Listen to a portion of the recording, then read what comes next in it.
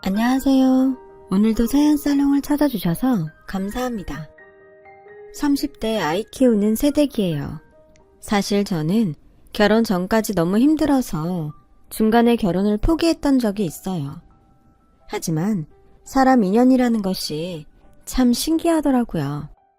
결혼 전, 그때는 저에게 참 길고도 힘들었던 시간이었어요.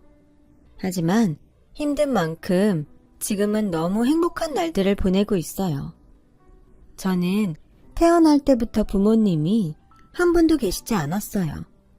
엄마가 사랑의 배신으로 저를 임신한 채 아빠에게 버림을 받았고, 배신당한 엄마는 임신한 몸이지만 그래도 저를 낳아 살겠다는 일념으로 열심히 일을 하셨다는데, 그게 무리였는지 예정일보다 빨리 저를 출산하게 되면서 저희 엄마는 세상을 떠나게 되셨어요.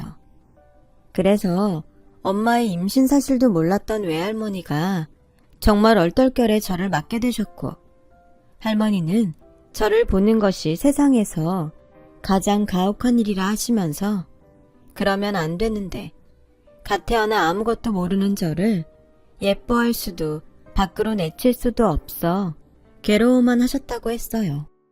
처음 그 이야기를 동네 이웃 할머니에게 듣고 어린 마음에 충격을 받긴 했지만 어린 나이에도 할머니의 마음이 이해는 갔어요. 할머니 입장에선 제가 없었다면 당신 딸이 그렇게 허망하게 하늘나라로 가는 비극은 없었을 거였으니까요. 하지만 핏줄이 뭔지 또 정이 뭔지 애당초 마음이 모질지 못한 할머니는 결국 저를 당신 품에 품기로 하셨고, 그리 넉넉하지 않은 형편이지만 손녀인 저를 위해 무엇이든 아낌없이 내어주시며 헌신적으로 키워주셨어요. 그 결과 저는 시골 학교지만 항상 전교에서 1등하는 성적도 거두었죠. 어릴 때부터 할머니가 고생하는 모습을 보면서 자랐기 때문에 일찌감치 의사라는 목표를 세우게 되었습니다. 그 목표를 이루기 위해 밤낮을 가리지 않고 공부를 했어요. 할머니도 공부에만 매달리는 제가 안쓰러웠는지 그깟 공부가 밥 먹여주는 것도 아닌데 적당히 해라 라며 저를 말리기도 하셨지만, 제가 돈 잘 벌고 실력 좋은 의사가 된다면 할머니의 자잘한 병들도 모두 고쳐드리는 것은 물론이고요. 앞으로 남은 할머니의 인생을 편안하게 해드릴 수 있을 거라는 생각에 진짜로 힘든 줄 모르고 공부만 했어요. 그래서 정말 먹는 시간도 자는 시간도 아끼며 공부를 했고, 그랬더니 주변에서는 할머니에게 그 집 손녀딸 참 독하더라 라는 말을 하시는 분도 계셨고, 또 어떤 선생님들은 제가 기특하고 측은했는지 일부러 학교 수업이 끝났는데도 저에게 공부를 가르쳐 주시겠다고 하시기도 했어요. 저는 고3 수능을 거의 만점에 가까운 점수를 받았어요. 목표하던 서울 의대에 그것도 장학금을 받으며 입학할 수 있었는데요.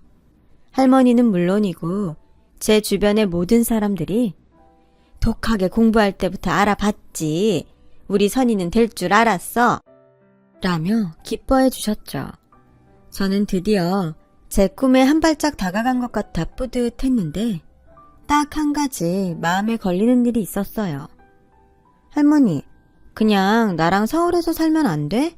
할머니 허리도 안 좋고 무릎도 안 좋은데 혼자 계시다가 다치시기라도 하면 어떡해. 뭘 어떡해. 읍내병원 가면 되지. 할미는 평생 촌에서 살아서 도시에서는 숨 막혀서 못 살아. 내가 너 혼자 살게 한다 생각하면 시끄럽고 공기도 나쁜 곳에서 우리 강아지 어찌 살까 다 걱정이 된다니까. 다들 잘 살아. 그러니까 그렇게 길을 쓰고 서울에서 살려고 하지. 두고 봐요. 할머니 손녀딸이 금방 의사 선생님 돼서 우리 할머니 호강시켜 줄게. 됐어. 네 몸이나 잘 챙겨. 할미 없어도 학교 잘 댕기고 선생님 말씀 잘 듣고, 그리고 사내놈들 특히 조심해야 한다. 무슨 일 있음 할미한테 바로 전화하고. 아휴, 요런 피덩이를 내가 어찌 떼어놓을까나. 할머니는 그렇게 한참을 발이 떨어지지 않는다며 제 걱정을 하시고 또 신신당부를 하시고는 겨우 시골집으로 가는 고속버스에 오르셨어요. 저도 그렇고 할머니도 서로가 없으면 혼자인지라 저는 하루빨리 성공해서 할머니를 모셔와야겠다는 생각뿐이었어요. 대학에 들어가서도 캠퍼스 생활을 할 생각도 하지 않았고요. 또 공부를 열심히 했어요. 그래서인지 저는 대학을 다니는 동안에도 친하다는 친구가 한 명이 없었습니다. 그러다 제 눈에 같은 수업을 듣는 의대 복학생이라는 남자가 눈에 띄기 시작했어요. 저도 혼자고 그도 혼자라 서로 인사 한 번을 하지 않은 상태였지만 이미 서로를 알고 있었어요. 제대로 말도 하지 않은 사이인데 어느덧 강의실에서 마주치게 되면 가벼운 목례 인사 정도는 하는 사이가 되었죠. 지금 생각해보면 저도 그렇고 그 사람도 숫기가 없고 내성적인 사람이라 서로 다가갈 생각을 전혀 하지 못했던 것 같아요. 하지만 인연은 인연이었는지 그렇게 목례만 하던 그와 저는 우연히 기말고사를 앞두고 도서관에서 공부를 하다 또 만나게 되었죠. 둘 다 밤샘 공부를 했었기에 복도 자판기에서 커피를 하나 뽑아 먹다가 그 사람과 뜻밖의 대화를 하게 되었어요. 안녕하세요. 저기 혹시 100원짜리 동전 있으면 하나만 빌려주실래요? 제가 꼭 갚을게요. 그는 커피를 마시고 싶은데 돈이 부족하다고 저에게 동전을 빌려달라고 했어요. 저는 흔쾌히 동전을 빌려주었어요. 그 일을 시작으로 저와 그는 이야기는 물론이고 가끔 학교에서 점심도 같이 먹는 제법 친분을 쌓을 수 있었는데요. 할머니는 전화 통화를 할 때마다 산의 놈을 조심하라고 했지만 이 사람은 이야기를 하면 할수록 생각도 깊고 마음씨도 따뜻한 사람이었어요. 훗날 저의 하나밖에 없는 남편이 되었죠. 그렇다고 저희 둘이 그날 이후 바로 사귀었던 것은 아니었어요.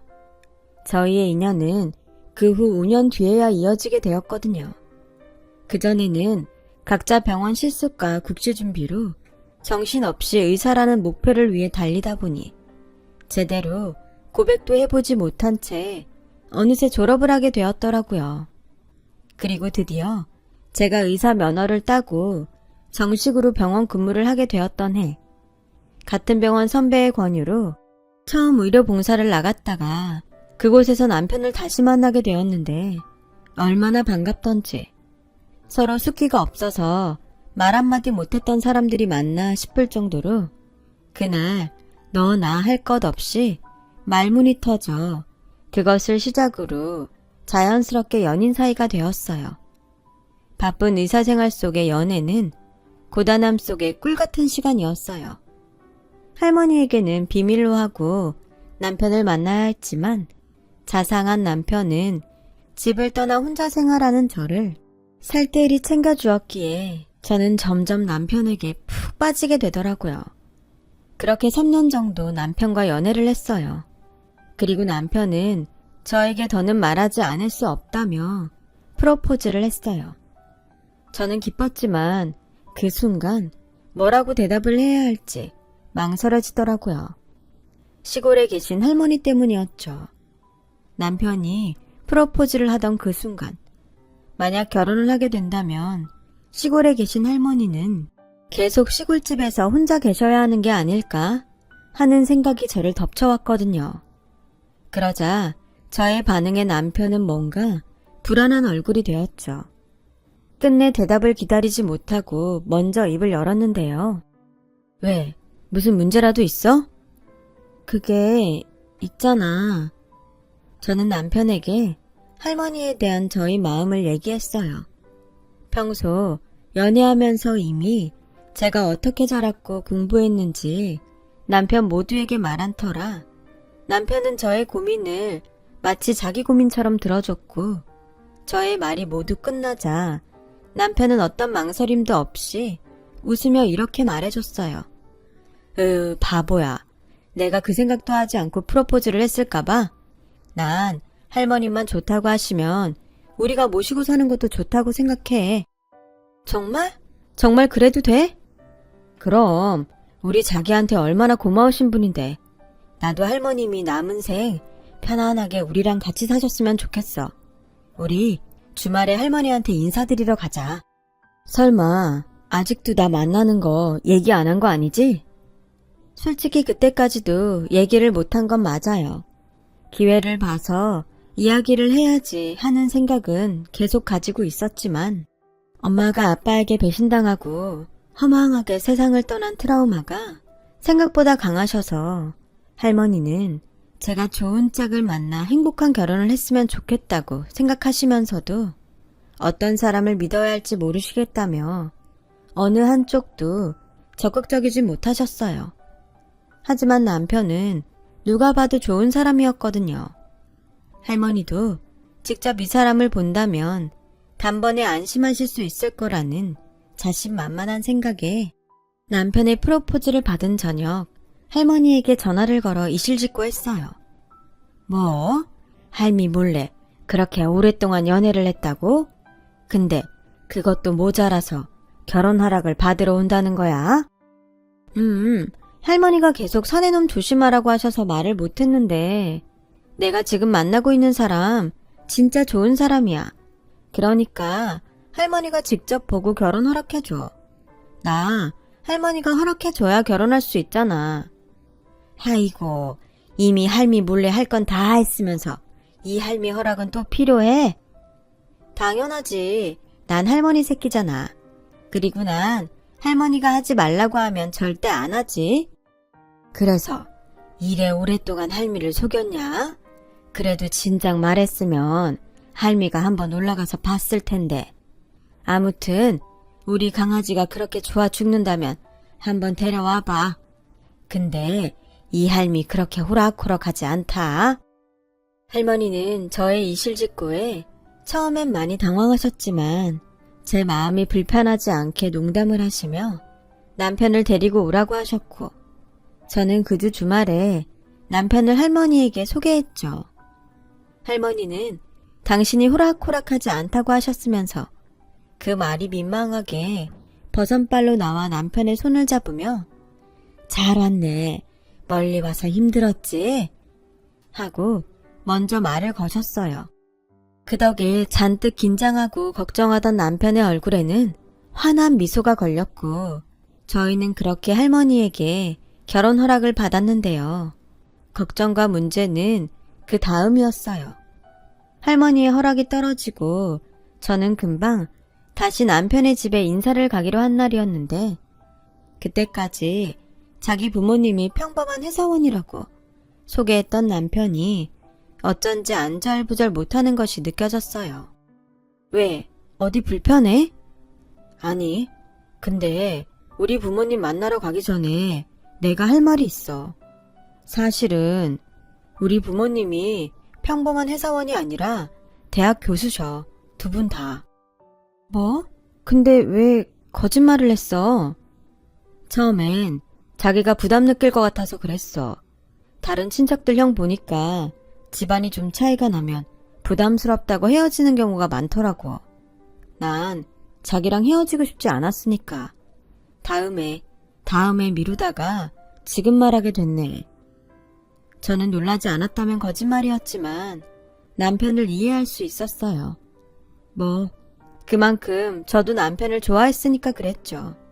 하지만 문제는 남편의 부모님이 교수라는 사실보다 그때까지 전혀 몰랐던 남편 집안의 재력이었어요. 알고 보니 남편 집의 모든 사람들이 서울대 출신의 의사, 검사, 변호사 등 내놓으라는 직업을 가진 분들이었더라고요. 저는 그런 분들이 저희 집안 환경을 듣고 이 결혼을 허락해 주실까 걱정이 되었어요. 따지고 보면 저는 의사라는 직업 빼면 가족이라고는 할머니밖에 없는 고아나 다름없었으니까요. 저는 그 전까지 부모님이 계시지 않는 것이 흠이라고 생각한 적이 없었는데 자리가 자리인지 저는 자신감이 없었어요. 남편에겐 별 말을 하지 않았지만 솔직히 부담이 되었죠. 하지만 이런 저의 걱정은 시부모님 되실 분들과 마주하는 순간 눈 녹듯 사라졌습니다. 너무나도 포근하고 인자한 두 분의 응대에 저는 스스로 가슴 졸였던 마음을 내려놓으며 안심할 수 있었어요. 어서 와요. 내가 얼마나 보고 싶었다고. 도통 여자 만난다는 말을 하지 않아서 내심 걱정을 많이 했거든요. 듣자 하니 의사라고. 며느리까지 의사를 고집한 건 아니었는데 이래저래 우리 집이랑 잘 맞는 며느리가 들어와서 내가 요즘 학교 가면 어깨에 힘이 들어가. 당신은 은근 아닌 척 하면서 따지더라. 난 그냥 우리 아들이 좋아하는 여자면 무조건 오케이예요. 배고프죠? 내가 사실 음식 솜씨는 없는데 신경 많이 썼으니까 맛있게 먹어요. 따뜻한 분위기의 남편의 집은 셈이 날 정도로 너무나 화목했어요. 그래서 할머니에게는 미안하지만 나도 이런 집에 가족으로 살면 얼마나 좋을까 하는 생각과 어서 빨리 남편과 결혼하면 좋겠다는 생각을 했는데요. 그때였어요. 우리 예비 며느리는 어떤 집에서 자랐나? 부모님은 뭐 하세요? 아, 저는 부모님이 안 계세요. 아빠는 제가 엄마 뱃속에 있을 때부터 계시지 않았고 엄마는 저를 낳다가 돌아가셔서 외할머니 손에 컸습니다. 저는 한 번은 물어보실 거라고 생각한 질문에 침착하게 대답했어요. 저의 말이 끝나자 두 분은 적지 않게 당황한 얼굴이었지만 이내 다시 얼굴에 잔잔한 미소를 지으셨어요. 그의 어머니이자 시어머니는 저에게 이렇게 말씀하셨죠. 그런 사정이 있는지는 몰랐어요. 내 질문이 속상했다면 미안해요. 아니에요. 당연히 말씀드려야죠. 할머님이 고생을 많이 하셨겠네. 혼자 손주 의사 공부까지 다 시키시고. 네, 할머니가 고생을 많이 하셨어요. 앞으로 보답하며 살아야죠. 시부모님은 저의 이야기를 듣고 고개를 끄덕이셨어요. 그래서 저는 이런 시부모님이라면 존경하고 함께 살아갈 수 있겠다는 생각이 절로 들었고 결혼하면 내 부모님이다 하는 마음으로 잘해야겠다고 다짐까지 했는데요. 며칠 후 그때 저의 생각이 터무니없는 저만의 착각이라는 것을 알게 되었어요. 남편의 집에 다녀온 지 일주일이 지나고 보름이 지났는데도 남편은 부모님이 저에 대해 어떻다 하더라는 말을 하지 않더군요. 은근 제가 없을 때 두 분의 반응이 궁금했던 저는 부모님이 나 며느리감으로 좋으시대?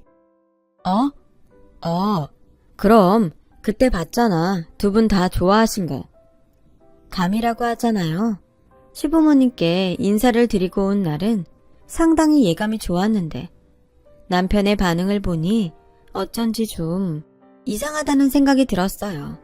하지만 제가 보고 듣고 한 것이 있으니 애써 부정적인 생각은 하지 않으려 노력했어요. 그러다 때마침 시골에서 할머니가 고구마를 많이 캤다며 연락이 왔어요. 남편 집에도 가져다 드리라며 고구마를 한 박스 보내주신다고 하길래 망설이다가 남편을 통해 시부모님에게 고구마를 좀 보내드리려고 했어요. 그런데 우리 부모님 고구마 안 드셔. 두 분 다 탄수화물 관리하시거든. 아, 그래? 그럼 내가 날도 쌀쌀해지니까 다른 건강식품이라도 좀 챙겨드릴까? 에이, 뭘. 친척 중에 깔린 게 의사 약사인데 자기는 신경 쓰지 마. 저는 그때 확실히 느꼈어요. 무언가 잘못되어 가고 있다는 것을요.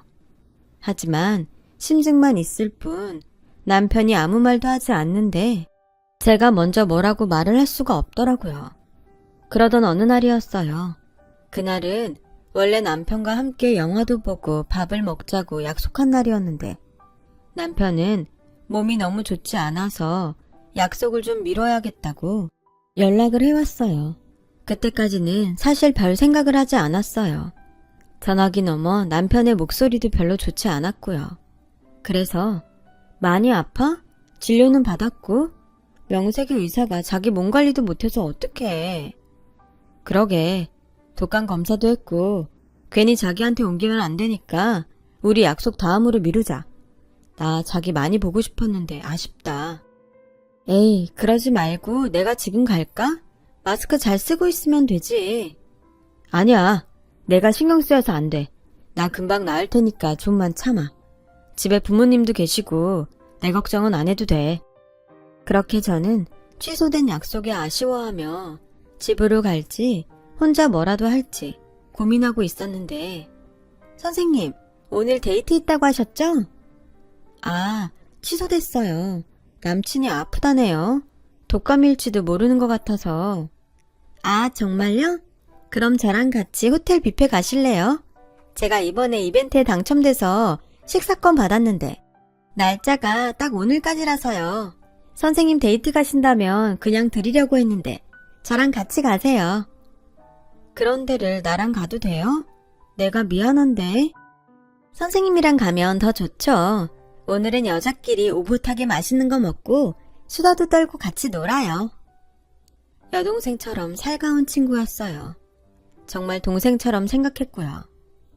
그렇게 같은 병원에서 친하게 지내던 여간호사의 권유로 서울 모 유명한 호텔에 가게 되었어요. 호텔 1층에 도착해서 동생이 잠시 식당 위치를 알아보고 오겠다고 자리를 비운 사이에 멀찌감치 카페에 남편이 어떤 여자와 함께 앉아있는 모습이 보이더라고요. 게다가 남편이 그 특유한 사람 좋은 미소로 상대 여자에게 웃어주는 모습을 본 저는 마치 드라마 속 배신당한 여자 주인공처럼 눈에 아무것도 보이지 않았었는데요. 아프다더니 나 몰래 딴짓하려고 거짓말했니? 자기야, 자기가 어떻게 여기에? 왜? 나는 호텔에 올 일이 없을 거라고 생각했어? 아니야, 내가 설명할게. 오해하지 마. 죄송합니다. 제가 이 부분은 나중에 다시 정식으로 사과드릴게요. 정말 죄송합니다. 남편은 상대 여성에게 정중하게 사과를 하고 저를 데리고 호텔 밖으로 나왔어요. 그리고 잔뜩 화가 나 있는 저에게 절망적인 이야기를 했죠. 사실 우리 부모님이 자기랑 결혼을 반대하셔. 아무래도 자기 부모님이 안 계시고 할머니 손에서 자란 게 영 마음에 걸리신데. 뭐라고? 아니, 그때는 전혀 그런 내색 없으셨잖아. 원래 우리 부모님이 그러셔. 앞에서는 절대 싫은 소리 안 해. 근데 자기가 돌아가고 결혼은 집안끼리 맺어지는 건데 자기는 마음에 들어도 서로 불편하고 불필요한 신경을 써야 할 거라고. 아, 나는 물론 절대 자기 아니면 결혼 안 한다고 말씀드렸어. 근데 엄마가 자꾸 선자리를 받아와서 계속 이 핑계 저 핑계로 밀었는데 자꾸 이런 정략 결혼이라도 시킨다고 말씀하시니까 대충 시간을 좀 벌려고 했지. 저는 남편의 말에 아무 말도 할 수 없었어요. 게다가 함께 온 그 동생이 이 모습을 모두 보고 있었기에 저는 머릿속이 더 하얗게 되었죠. 모든 사실을 다 안 이상 이 문제를 더 이상 남편에게만 맡길 수 없다는 생각을 했어요. 그래서 말리는 남편을 뒤로하고 다음날 어렵게 병원 휴가를 낸 저는 시어머니가 근무하신다는 대학에 찾아갔어요. 그런데 그곳에는 처음 다정하고 살갑게 저를 대해주신 어머님은 계시지 않더라고요. 냉랭한 분위기와 싸늘한 눈빛으로 저를 마주하는 어머님이 계셨어요. 그렇게 안 봤는데 참 무례하네요. 어머님, 드릴 말씀이 있어요. 미안해요. 내가 수업이 있어서. 그래도 잠시만요. 저 어머님 충분히 이해해요. 당연히 어머니시니까 좋은 환경의 여자를 만났음 하시겠죠. 그런데요, 저 할머니 손에 자랐지만 남부럽지 않게 잘 자랐어요. 학교 다닐 때 선생님들한테 칭찬도 많이 듣고 자립심도 강해요. 학원, 과외 그런 거 없이 제 힘으로 의사 됐어요. 저 많이 부족해 보이시겠지만 저한테도 기회를 주세요. 저 기준씨 제 목숨처럼 사랑합니다. 아가씨한테는 미안하다고 생각해요.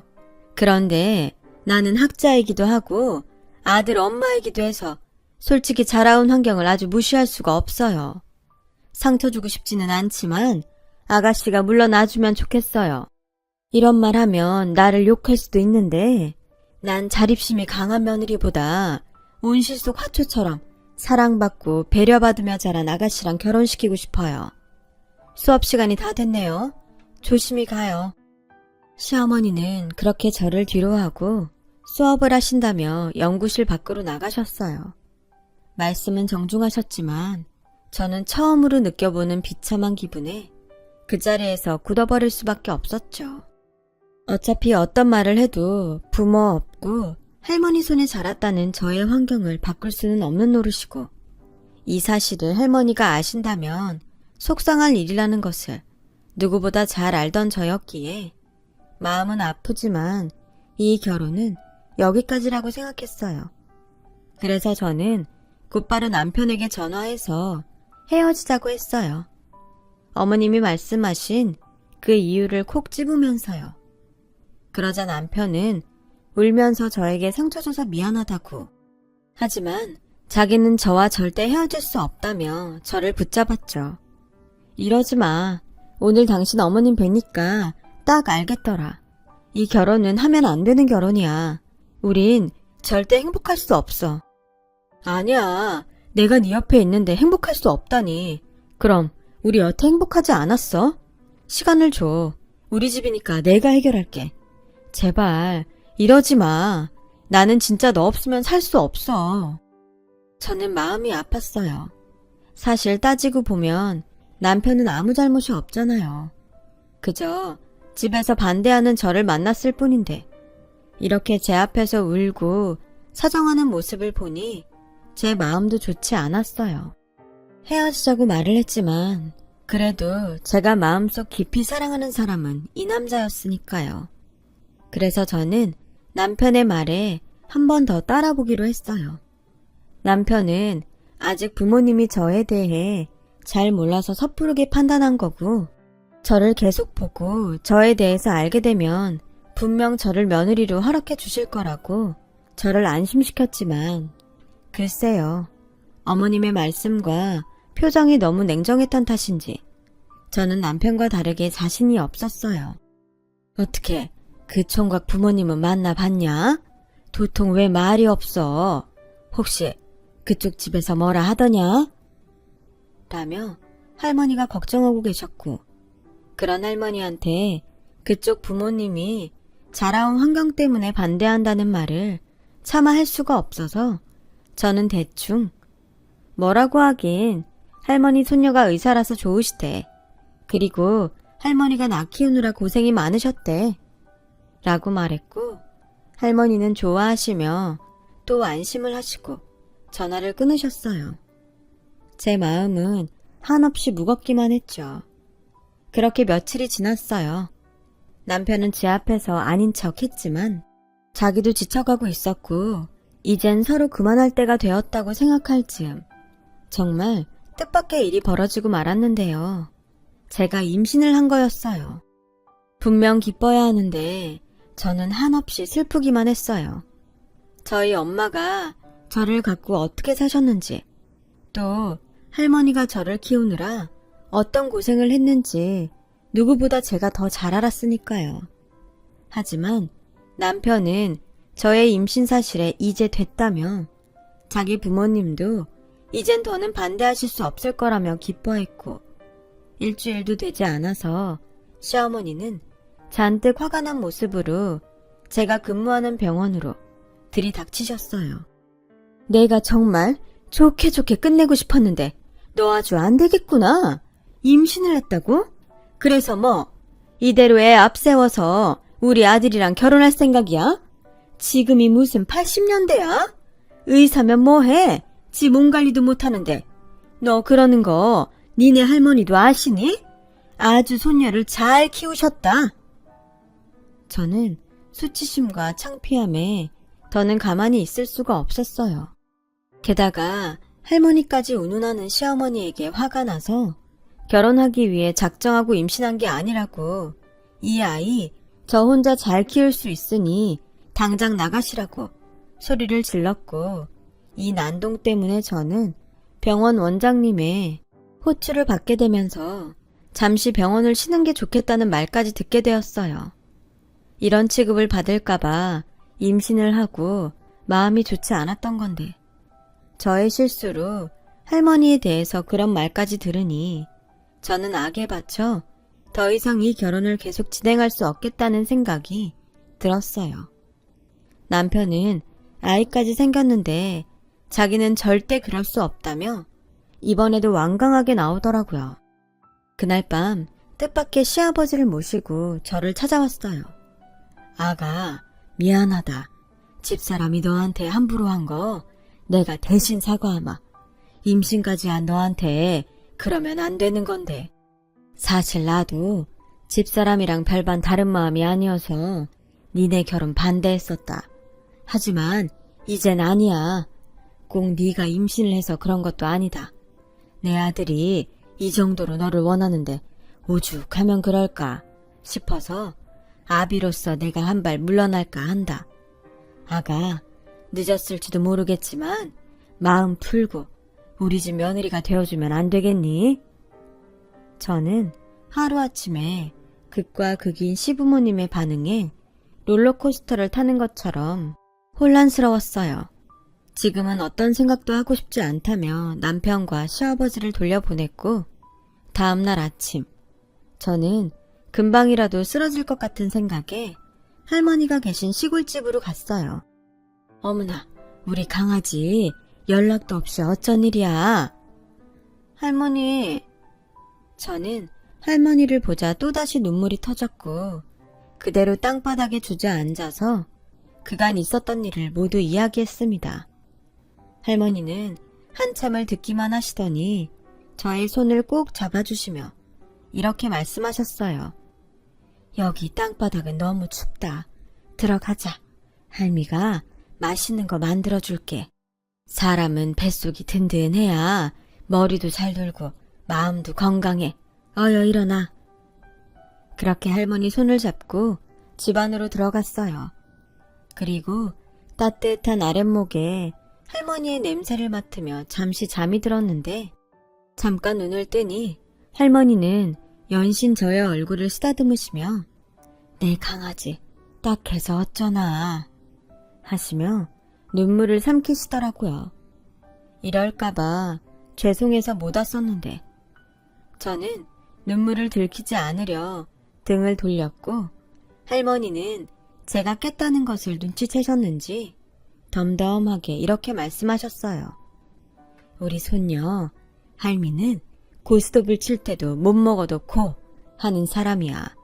우리 강아지가 하고 싶으면 그 결혼해. 이 할미가 언제까지고 네 뒤에서 떡 하고 버텨줄 테니까 겁먹지 말고 네 하고 싶으면 해.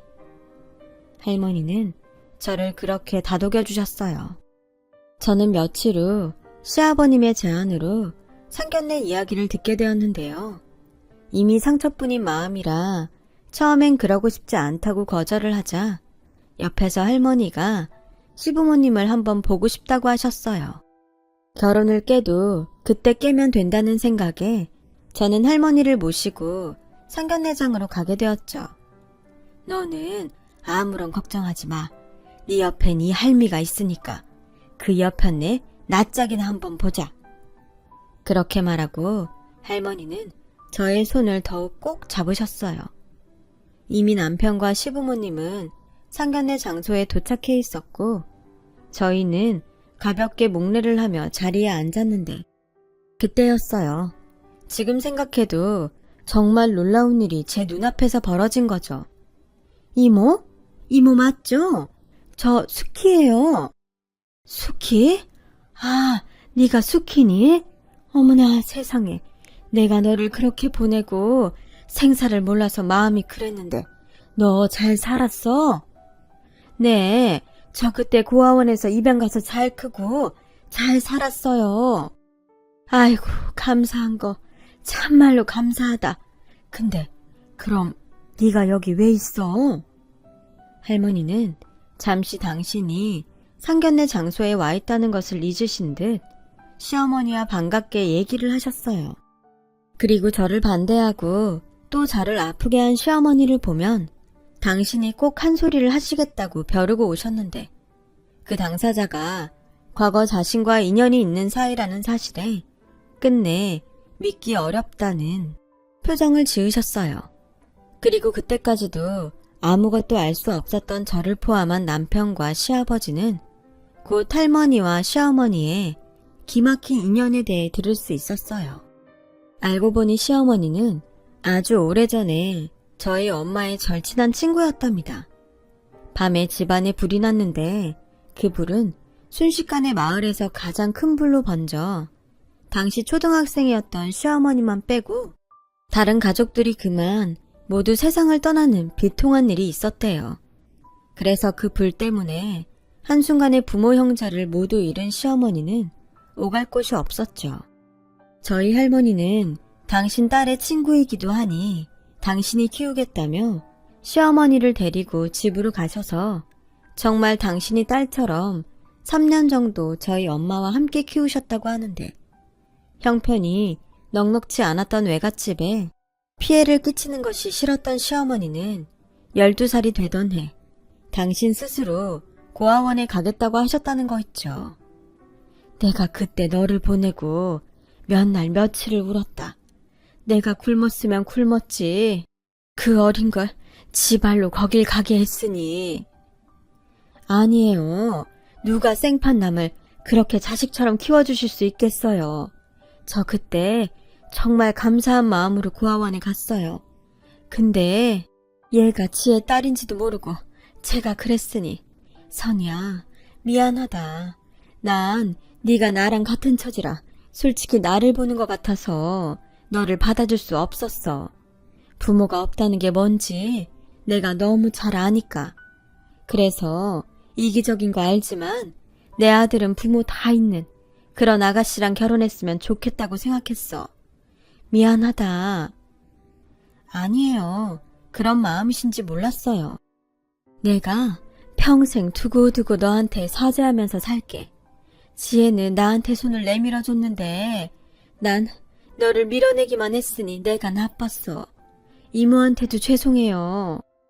됐다. 서로 오해가 있으면 이렇게 풀면 되지. 난 네가 절대 나쁜 마음으로 그러지 않았다는 걸 안다. 우리 손녀 잘 부탁한다. 내가 정말 공들여 키웠어. 네, 제가 잘할게요. 선이야, 미안하고 고마워. 네 덕에 이모를 다시 만날 수 있게 됐구나. 이런 말 참 내가 하면서도 민망한데 우리 앞으로 잘 지내자. 내가 네 엄마 목까지 다 해줄게. 시어머니는 그렇게 말씀을 하시고 저를 끌어안으셨어요. 그리고 계속 미안하다고 고맙다고 앞으로 잘하겠다는 말을 몇 번이고 하셨는데 그동안 절대 풀리지 않을 것 같았던 서운한 마음이 조금씩 풀어지더라고요. 우여곡절이 있긴 했지만 모두의 축복을 받으며 결혼식을 올릴 수 있었어요. 그리고 저를 닮은 예쁜 딸을 낳았는데요. 시어머니는 물론이고 저희 할머니까지 제가 천사를 낳았다며 서로 당신이 안아보겠다고 어찌나 성화인지 그 모습에 저는 이런 행복을 맞이하려고 그런 시간을 겪었나 하는 생각까지 들더라고요. 지금은 그 딸이 무럭무럭 자라 4살이 되었어요. 옹알옹알 말도 많고 애교도 많아 저희 부부는 물론이고 할머니와 시부모님의 사랑을 아주 듬뿍 받고 있는데요. 몇 달 전 아주 기가 막히게 서울은 공기도 나쁘고 시끄러워서 싫다던 할머니가 당신 스스로 시골 생활을 정리하시고 저희 집으로 오시는 일이 있었어요. 저희 딸 때문이었죠. 내가 우리 증손녀가 눈에 아른거려서 거의 있을 수가 없더라. 네, 우리 증손녀 초등학교 들어갈 때까지만 여 있을게. 괜찮지? 그렇게 내가 오라고 할 땐 싫다고 하더니 이게 말로만 듣던 내리사랑인가? 내 참 서러워서. 나는 네가 뭐라고 하는지 하나도 안 들린다. 우리 강아지 증조 할미랑 코 잘까? 할미가 자장가 불러줄게요. 이렇듯 제가 성공해서 할머니를 모시고 효도하려고 했는데 효도는 어쩌면 제가 아니라 저희 딸이 하고 있는지도 모르겠어요. 이걸 좋아해야 할지 서운해야 할지. 매일매일 얼굴에 웃음꽃이 피어있는 할머니의 모습을 볼 때면 저는 참 많이도 행복하네요. 부디 저희 할머니가 저희 딸이 중고등학생이 될 때까지 건강하게 오랫동안 사셨으면 좋겠어요. 사실 지금은 이렇게 많이 행복하다는 말을 하고 싶어 쓰게 된 사연이었는데 본의 아니게 긴 이야기가 되었네요. 지금까지 저의 긴 이야기 들어주셔서 감사해요. 오늘도 건강하시고 행복하시길 바랍니다. 여러분, 사연 댓글에 응원과 현명한 조언 부탁드려요. 좋아요와 구독은 저에게 큰 힘이 됩니다. 오늘도 좋은 일 가득하세요.